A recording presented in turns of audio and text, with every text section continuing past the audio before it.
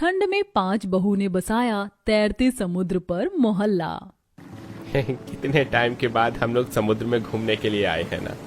ये मेरे 2 साल की वेकेशंस में से सबसे बेस्ट वेकेशन है। मेरा भी यार, तूने सही कहा था कि हमें शिप पर आना चाहिए। शिप में एंजॉय करने के साथ साथ हम समुद्र को भी कितना एंजॉय कर रहे हैं ना। प्रदीप संगम कॉलेज के दोस्त थे जो वेकेशंस मनाने के लिए शिप पर समुद्र में आई थी। दोनों शिप पर खड़े होकर काफी सारी बातें करते हैं और साथ में फोटो क्लिक कर रहे होते हैं कि तभी उन दोनों की नजर समुद्र के बीचों बीच बने एक मोहल्ले में जाती है। समुद्र के बीचों बीच मोहल्ला देख दोनों को अपनी आंखों पर यकीन नहीं होता है। लेकिन क्या ये सब सच है? भला समुद्र के बीचों बीच किसी टापू पर इंसानों का मोहल्ला बसा हुआ है? हम वहां चलकर देखते हैं आखिरकार ये क्या माजरा है। दोनों दोस्त जल्दी से अपनी शिप को उस मोहल्ले के पास ले जाते हैं और शिप से उतरकर सीधा मोहल्ले में आते हैं कि तभी उन्हें वहां एक काजल नाम की औरत मिलती है। क्या ये सच में कोई मोहल्ला है? ये किसी तरह का जादू? हमने अपनी शिप से देखा कि समुद्र के बीचों बीच पानी में तैरता हुआ कोई मोहल्ला है। क्या ये सब सच है? ये सब सच है, ये हमारा मोहल्ला है। भला ये कैसे मुमकिन है? आप हमें इसके पीछे की कहानी बता सकती हैं?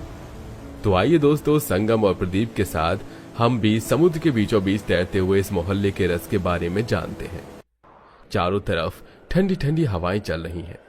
इस बार तो बड़ी जोरों की ठंड पड़ी है, मेरे तो हाथ पैर ही जमने लग गए हैं। अरे तो उधर क्यों खड़ी हो? पांचों की पांचों जल्दी से इधर आ जाओ, आग जल रही है, हाथ पैर सेक लो। कितना अच्छा लग रहा है ना कड़कड़ाती ठंड में आग के सामने हाथ पैर सेकते हुए। मेरी तो सारी ठंडी उड़न छू हो गई। मानना पड़ेगा इस बार ठंड पड़ी तो गजब की है। पहले तो ठंड का नामो निशान नहीं था और अब देखो, मेरे तो सारे स्वेटर भी पुराने हो गए। सोच रही हूँ 1-2 ले लेती हूँ। यह है एक बड़े से शहर में बसा हुआ छोटा सा मोहल्ला जिसमें अलग अलग तरह के लोग रहते हैं। ठंड का मौसम शुरू हो चुका था। कोई आग के सामने खड़े होकर अपने हाथ पैर ताप रहा था तो कोई गजक मूंगफली खा रहा था। इसी बीच मोहल्ले में एक स्वेटर वाला आता है। उस स्वेटर वाले के पास काफी सुंदर सुंदर स्वेटर्स थे, जिसे देख मोहल्ले की कुछ औरतें उसके पास स्वेटर लेने के लिए जाती हैं। अरे वाह, कितने सुंदर सुंदर स्वेटर है। भैया ये लाल वाला स्वेटर कितने का है? 300 रुपए का है बहन जी। ये तो काफी सस्ता है। एक काम करिए, मुझे लाल वाला स्वेटर दे दीजिए। 1 मिनट, ये स्वेटर पहले मैंने पसंद किया था तो इसे खरीदूंगी भी मैं ही। ऐसे कैसे खरीदोगी? मुझे ये स्वेटर पसंद आ रहा है। ये लो भैया 300 रुपए और ये मुझे दे दो। एक काम कर, अपने मुंह के लिए भी स्वेटर ले ले। सर्दी की वजह से कितना फट गया है तेरा चेहरा, उसे भी अच्छे से ढक लियो। मैं तेरा मुंह तोड़ दूंगी अगर तूने और एक फालतू शब्द कहा तो। मुझे भूल मत कौन हूँ मैं। अरे अरे, आप दोनों तो किसी बच्चे की तरह लड़ रही हैं। एक मामूली स्वेटर ही तो है भैया। अगर आपके पास ऐसा एक और पीस है तो इन्हें दे दीजिए, वरना ये दोनों लड़के पूरे मोहल्ले को सिर पर उठा लेंगे। जहां मोहल्ले की सभी औरतें हर किसी छोटी मोटी बातों पर एक दूसरे से लड़ाई किया करती थी, वहीं ये पांचों बहुएं हमेशा इन लोगों की लड़ाइयां सुलझाती थी। ऐसे ही समय गुजरता रहता है और एक दिन इनके मोहल्ले में एक बहुत बड़ी कंपनी का मालिक आशुतोष आता है। जितना सुना था उससे काफी ज्यादा सुंदर है आपका मोहल्ला और काफी बड़ा भी है। हाँ, वो तो है, लेकिन आप इतने बड़े बिजनेसमैन हमारे छोटे से मोहल्ले में क्या कर रहे हैं? आने वाले 1-2 साल में मेरा एक कॉम्प्लेक्स बनने वाला है, इसलिए मैं चाहता हूँ कि मेरा कॉम्प्लेक्स इस मोहल्ले में बने। ये क्या कह रहे हैं? अगर आपका कॉम्प्लेक्स इस मोहल्ले में बनेगा तो मोहल्ले के लोग कहाँ जाएंगे? कहीं पर भी जाए, इससे मुझे क्या। आपका दिमाग तो खराब नहीं हो गया? ये मोहल्ला हमारा घर है, हम सालों से यहाँ रह रहे हैं। हम में से कोई भी मोहल्ला नहीं छोड़ेगा। आप जाइए यहाँ से। देखिए, मैं प्यार से सिर्फ 3 बार कहता हूँ, अगर तीसरी बार भी मेरी कोई बात नहीं मानता तो ये उसके लिए अच्छा नहीं होता। बिजनेसमैन होने के साथ साथ आशुतोष गैंगस्टर लोगों से भी जुड़ा हुआ था। अपने पैसों के बलबूते और गुंडों के जरिए आशुतोष पूरे मोहल्ले वालों से जबरदस्ती मोहल्ला खाली करवा देता है और अब सब लोग बेघर हो जाते हैं। हे भगवान, ये क्या हो गया? अब हम लोग कहाँ जाएंगे शहर को छोड़कर? हमारे बच्चे इसी शहर में स्कूल में पढ़ते हैं, पति इस शहर में नौकरी करते हैं। सुनीता दीदी, संभालिए अपने आप को, कोई ना कोई रास्ता तो निकल ही आएगा। अरे आप लोग मेरी बात ध्यान से सुनिए। हमारे मोहल्ले के पास ही जो समुद्र है वहां पर एक टापू है। सुना है पूरा का पूरा टापू काफी समय से खाली है, वहां कोई नहीं रहता। वो टापू हमारे मोहल्ले से ज्यादा दूर भी नहीं है। अगर हम सब लोग वहां जाकर रहे तो। टापू पर रहना हमारे लिए इतना आसान तो नहीं होगा, लेकिन फिलहाल हम सबको वहीं जाना होगा। इसके अलावा हमारे पास और कोई रास्ता नहीं है। सभी मोहल्ले वाले मिलकर 3 से 4 नाव का इंतजाम करते हैं और थोड़े थोड़े करके वो सभी मोहल्ले वाले उस समुद्र के बीचों बीच बने टापू पर पहुंच जाते हैं। ये जगह तो सच में काफी ज्यादा बड़ी है। यहाँ तो हमारे मोहल्ले के सभी लोग आराम से रह सकते हैं, लेकिन रहेंगे कहाँ? ऐसे खुली जमीन पर तो हम लोग उठ बैठ नहीं सकते ना। किसने कहा है हम खुली जमीन पर रहेंगे? हम लोग यहाँ पर अपने अपने लिए घर बनाएंगे और सीमेंट, लकड़ी, इन सब की मदद से हम लोग अपने अपने परिवार के लिए घर बनाएंगे और उसमें रहेंगे। थोड़ा समय तो लगेगा इसमें, लेकिन सबके सहयोग और मेहनत के साथ हम ये काम कर पाएंगे। उन 5 बहू की बात से पूरे मोहल्ले वाले काफी ज्यादा सहमत हैं, क्योंकि मोहल्ले में सबसे ज्यादा समझदार वो 5 बहुएं थी। जिसके बाद अब सभी लोग नाव के जरिए सीमेंट और ईंट लेकर आते हैं, वहां टापू से लकड़ियां इकट्ठा करते हैं, और तो कोई मोहल्ले वाला अपने परिवार के लिए 2 मंजिल का सीमेंट का घर बनाता है, तो कोई 2 मंजिल का लकड़ी का घर। आराम से, अभी तुम सीढ़ियों से गिर जाती। मोहल्ले में तो तुम्हें मेरी कभी इतनी फिक्र नहीं हुई, अब क्या हुआ? उस समय हम में से कोई भी किसी परेशानी में नहीं था, लेकिन अब हम सब परेशानी में हैं, और अगर इस परेशानी में हमने एक दूसरे की मदद नहीं की तो एक दूसरे के पड़ोसी होने का क्या फायदा? जो मोहल्ले वाले हमेशा एक दूसरे से तू मैं करते थे, उन्हीं को आज एक दूसरे की मदद करता देख 5 बहुएं काफी खुश होती हैं। समुद्र के बीचों बीच 5 बहुएं पूरे मोहल्ले वालों के साथ मिलकर अपना मोहल्ला तो बसा लिया था, लेकिन यहाँ सबसे बड़ी परेशानी जो थी वो बिजली की थी। अरे इतनी ज्यादा ठंड है और यहाँ बिजली ही नहीं है। बिजली होती तो कम से कम हम यहाँ हीटर तो चला कर रहते। और नहीं तो क्या, समुद्र के बीचों बीच रहने की वजह से यहाँ पर तो कुछ ज्यादा ही ठंड लगती है। अरे भाई साहब, यहाँ से शहर है ही कितना दूर, और आप तो बिजली का काम अच्छे से जानते हैं, तो क्यों ना आप शहर से बिजली की तारें यहाँ हमारे मोहल्ले तक ले आएं, फिर यहाँ किसी को भी रहने में परेशानी नहीं होगी। वाह बहन जी, बिजली वाला मैं हूँ, लेकिन दिमाग करंट की तरह आपका चलता है। 3-4 दिन की लगातार मेहनत के बाद आखिरकार शहर से बिजली की तारें समुद्र के बीचों बीच बने इस मोहल्ले तक आ ही जाती हैं, और समुद्र के बीचों बीच बसा ये मोहल्ला भी किसी जुगनू की तरह चमचमा रहा होता है। वहीं बच्चों को स्कूल भेजने और नौकरी पर जाने के लिए अब वो सभी लोग नाव का उपयोग करते थे। साथ ही साथ अब वो अपने इस नए मोहल्ले में ही राशन की, कपड़ों की और जरूरत के हर सामान की दुकान खोल लेते हैं, और देखते ही देखते समुद्र के बीचों बीच 5 बहू के द्वारा बसाया हुआ ये मोहल्ला अब पूरी तरह से पूरा होने लगा था। आप लोगों ने तो सच में बहुत बढ़िया काम किया है। खुद का घर बसाने के साथ साथ आपने सभी मोहल्ले वालों का भी घर बसाया है। आपने क्या, हम आपके ये समुद्र के बीचों बीच बसाए हुए मोहल्ले को देख सकते हैं? क्यों नहीं, ये भले ही समुद्र के बीचों बीच है, लेकिन यहाँ हर कोई आ जा सकता है। पवन और संगम उन 5 बहू के साथ मिलकर पूरे मोहल्ले को अच्छे से एक्सप्लोर करते हैं।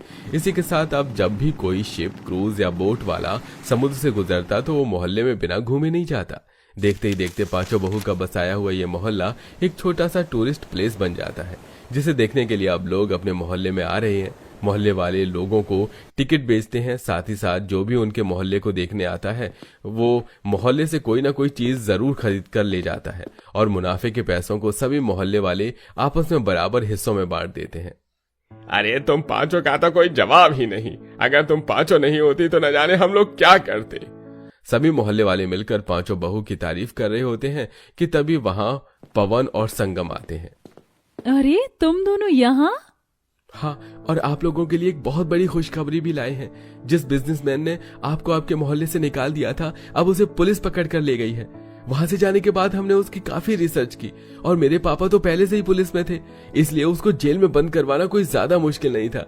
अब आप लोग आराम से अपने मोहल्ले में रह सकते हैं।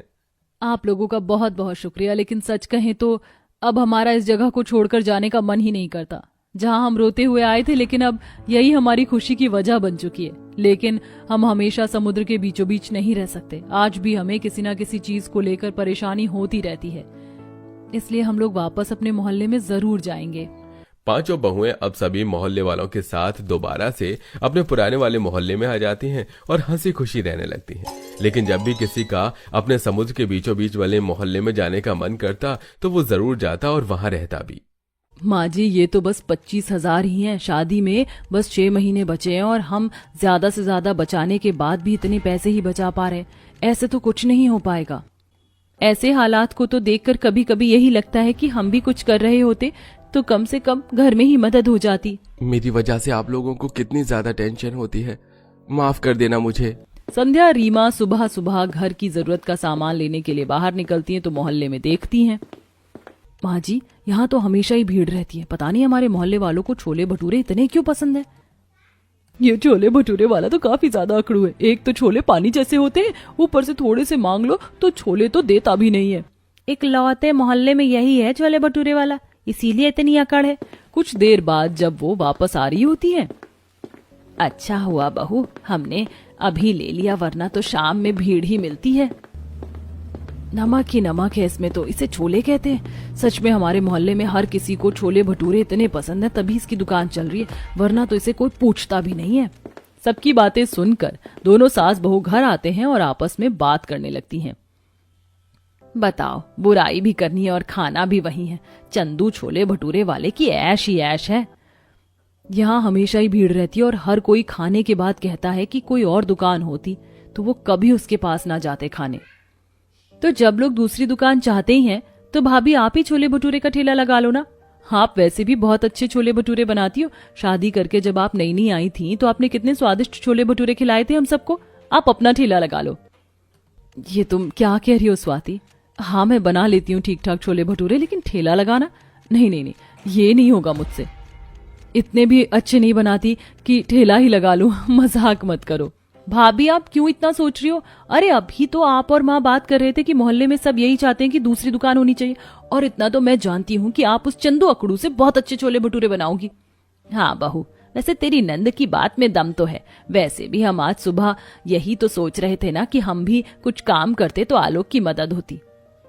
तू ये कर सकती है बहू, और मैं भी तेरी मदद करूंगी। दोनों सास बहू मिलकर कर लेंगे। अगले दिन दोनों सास बहू छोले भटूरे का ठेला लेकर मोहल्ले में खड़े होने के लिए घूम ही रहे थे कि तभी मोहल्ले में छत पर कपड़े सुखा रही औरत विनीता उन दोनों को देखती है और खुश होने लगती है। अरे वाह, नई छोले भटूरे वाले की दुकान।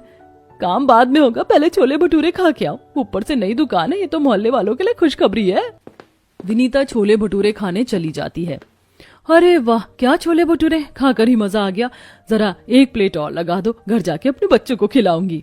अरे भाई, मोहल्ले में नए छोले भटूरे की दुकान आई है। सब्जी बाद में लूंगा, पहले छोले भटूरे खा। हर कोई सास बहू के छोले भटूरे खाने लगा था। ये सब देखकर चंदू को बहुत जलन होती है। अरे इतने सालों से मैं इस मोहल्ले में छोले भटूरे बेच रहा हूँ, लोगों को अच्छे लगे या बुरे लगे, लोग बस खा रहे थे। लेकिन इन दोनों सास बहू की वजह से आज मेरी दुकान पर भीड़ नहीं है। ऐसे ही 2 दिन निकल जाते हैं। चंदू की दुकान ना के बराबर चलती है। अरे भाई साहब, वहाँ कहाँ जा रहे हो? भूल गए क्या चंदू के छोले भटूरे की दुकान यहाँ पर है? अरे यही बरसों पुरानी। मैं अभी आपके लिए गर्मा गर्म छोले भटूरे बना देता हूँ। अरे नहीं नहीं, तुम रहने दो भाई, तुम बिल्कुल भी अच्छे छोले भटूरे नहीं बनाते हो, तुम सच में पुराने हो गए हो। चंदू अपनी जलन की भावना में काफी हद तक खो जाता है और अगली सुबह जब दोनों सास बहू के ठेले पर काफी भीड़ होती है तो चंदू अपने फोन से वीडियो दिखाते हुए सबको कहता है, ये क्या है चंदू, तुम्हें दिखाई नहीं दे रहा कि हम छोले भटूरे खा रहे हैं? तो तुम ऐसी वीडियो दिखाकर हमारा मन क्यों खराब कर रहे हो? अरे ये किसी और की वीडियो नहीं है, बल्कि दोनों सास बहू की है। कल मैंने इन्हें देखा था, ये दोनों पैर से आटा गूंथ रही थी। ये हम नहीं है, हम कभी ऐसे नहीं करते। और अगर ये हम हैं तो इसमें हमारा चेहरा क्यों नहीं दिख रहा है? ये पक्का झूठ बोल रहा है, आप हमारी बातों का यकीन करिए। अरे बड़ी मुश्किल से इतनी सी वीडियो बना पाया हूँ। शक्ल लेने जाता तो ये लोग मुझे छोड़ते क्या, मारपीट करने लगते। हम सच बोल रहे हैं, हमारी बात का यकीन करो। ये हमने नहीं किया, ये झूठी है वीडियो। अरे वैसे तो हमें चंदू की बात का भरोसा नहीं है, लेकिन हम ये भी नहीं कह सकते कि ये गलत ही होगा। लेकिन अब तो घिन आ रही है खाने में, मैं तो जा रहा हूँ भाई। चंदू को अपनी ये कोशिश नाकाम होते हुए बिल्कुल नहीं अच्छा लगता। कुछ दिन बाद चंदू चुपके से सास बहू के बनाए छोले में कॉकरोच मिला देता है। अब मजा आएगा ना, अब कैसे लोगों को मेरी बातों पर भरोसा नहीं होगा। कुछ ही देर में वहां पर लोग छोले भटूरे खाने आ जाते हैं। तभी एक लड़के को उल्टी होने लगती है। मेरी तबीयत पहले से ही थोड़ी बहुत खराब थी, लेकिन उल्टी अब तक नहीं हुई थी। लो भाई, जिस बात का मुझे डर था वही हुआ। आप लोगों की तबीयत भी खराब होने लग गई है। ये आप क्या कह रहे हैं? मैं बिल्कुल सही कह रहा हूँ। अरे भाई, आज इस बच्चे को उल्टी हुई है, कल को किसी और को भी तो हो सकती है ना। छोले में कुछ तो गड़बड़ होगी, तभी तो लोगों की तबीयत खराब हो रही है। अरे भाई, मैं तो यही कहूंगा कि एक बार इनके छोले को चेक कर लीजिए। हाँ, इस चंदू का बहुत ही हो गया है। एक बार छोले तो चेक कर ही लेते हैं, दूध का दूध और पानी का पानी हो जाएगा। सब लोग छोले चेक करने लगते हैं। देखा, मैंने कहा था ना, जरूर छोले में कुछ मिला है, तभी तो तबीयत खराब हो रही है लोगों की। सच में हद ही हो गई अब तो। अरे लोग अपना काम चलाने के लिए क्या क्या करते हैं। हम तो यहाँ पर छोले भटूरे का स्वाद अच्छा होता था इसलिए आते थे, लेकिन हमें नहीं पता था ऐसे बनाते हो तुम छोले भटूरे। अब तो मुझे यहाँ नहीं आना है। कोई भी दोनों सास बहू की बात नहीं सुनता और सब चंदू की बातों में आ जाते हैं और दोबारा चंदू का काम चल जाता है। ये सब इस चंदू की वजह से ही हुआ है। पता नहीं क्यों हमसे इतनी जलन है इसे। तभी चंदू को काफी बड़ा ऑर्डर मिलता है। 10,000 छोले भटूरे बनाने का। ऑर्डर देने वाला आदमी उससे कहता है, ये काफी बड़ा ऑर्डर है तुम्हारे लिए, तो इसमें मुझे कोई गलती नहीं चाहिए। हर चीज काफी अच्छी क्वालिटी की चाहिए, इसके लिए मैं एडवांस पेमेंट भी कर रहा हूँ। चंदू एक काफी बड़े स्टोर में जाता है। जला हुआ तेल और ये आटा मिला हुआ सस्ता वाला मैदा दे दो, कम दाम में ही देना। अरे भाई, गोदाम में है सामान, एक लड़के से बोलकर मंगवा देता हूँ। चंदू और सुधीर की बातें वहाँ खड़ा प्रतीक सुन लेता है और जाकर संजय को बता देता है। जला हुआ तेल, घुन वाला आटा सस्ते दामों पर मिल रहा है, इसलिए तुम इनका इस्तेमाल करोगे? ये आप क्या कह रहे हैं? अरे ऐसा कुछ नहीं है। अरे ये सब कुछ मैं अपनी आंखों से देख कर आ रहा हूँ, इसलिए झूठ बोलने का तो कोई फायदा नहीं है। हमने तुम्हारी बातों पर यकीन करके तो गलत किया ही है, लेकिन गलती को दोहराएंगे नहीं। पूरे मोहल्ले में चंदू की ये बात फैल जाती है और अब कोई भी चंदू से छोले भटूरे नहीं खाता। वहीं लोगों को वापस से दोनों सास बहू पर भरोसा होने लगता है। कुछ दिनों बाद संजय दोनों सास बहू के पास जाता है। मैं मोहल्ले में छोले भटूरे बंटवा रहा हूँ, तो ये ऑर्डर मैं तुम्हें देना चाहता हूँ, 10,000 भटूरे का। इतना बड़ा ऑर्डर, ये तो हमारे लिए बहुत ही खुशी की बात है। आप चिंता मत कीजिए, हम आपका ये ऑर्डर पूरा करेंगे और आपको कोई शिकायत का मौका नहीं देंगे। ठीक है, फिर मैं पूरी पेमेंट छोले भटूरे बनने के बाद ही करूंगा। और हाँ, कोई गलती नहीं होनी चाहिए। ये पूरा ऑर्डर मुझे परसों सुबह चाहिए। दोनों सास बहू घर आते हैं और रीमा कहती है, माँ जी मेरी सोने की बालियां बेच देते हैं। इतना बड़ा ऑर्डर मिला है तो हम कोई भी चूक नहीं होने दे सकते। सब कुछ अच्छा इस्तेमाल करेंगे ताकि लोगों की सेहत के साथ कुछ भी खिलवाड़ ना हो। दोनों सास बहू को ये नहीं पता था कि संजय का आदमी प्रतीक उन पर नजर रख रहा है। बहू, मैंने सब कुछ बढ़िया क्वालिटी का मंगवा लिया है। कल सुबह हम मोहल्ले में सबके लिए छोले भटूरे बनाएंगे। अगली सुबह दोनों सास बहू संजय के घर जाते हैं और अच्छी तरह से छोले भटूरे बनाते हैं। छोले भटूरे तो बन गए, अब जरा जाकर संजय भाई को बता देती हूँ। संध्या संजय को बता देती है, जिसके बाद पूरे मोहल्ले में छोले भटूरे बंटने लगते हैं और लोगों को बहुत पसंद आ रहे थे। बहुत ही स्वादिष्ट है, सच में बहुत अच्छे बने। मुझे तो दोनों सास बहू के छोले भटूरे ही पसंद है। मोहल्ले के सामने संजय दोनों सास बहू को काफी पैसे देते हुए कहता है, ये तुम दोनों सास बहू की मेहनत की कमाई के पैसे हैं, और तुम दोनों सास बहू की ईमानदारी के लिए ये मेरी तरफ से कुछ एक्स्ट्रा पैसे हैं। तुम दोनों ने सबके बारे में इतना सोच अच्छी चीजों का इस्तेमाल किया, लेकिन फिर भी हमने तुम्हें गलत समझा, इसलिए हमें माफ कर दो। इसी के साथ दोनों सास बहू की सच्चाई भी मोहल्ले वालों के सामने आ जाती है और सब मिलकर चंदू को मोहल्ले से बाहर निकाल देते हैं। जिसके बाद सास बहू ही मोहल्ले में छोले भटूरे बनाती हैं और बेचती हैं।